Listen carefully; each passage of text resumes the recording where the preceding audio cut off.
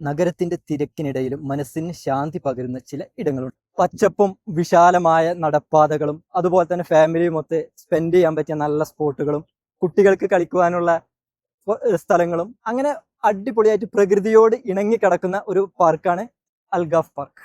എന്നാൽ ഈ പാർക്കിന്റെ ഏറ്റവും വലിയ പ്രത്യേകത എന്നുള്ളത് ഗാഫ് മരങ്ങളാണ്. UAEയുടെ ദേശീയ വൃക്ഷമാണ് ഗാഫ്.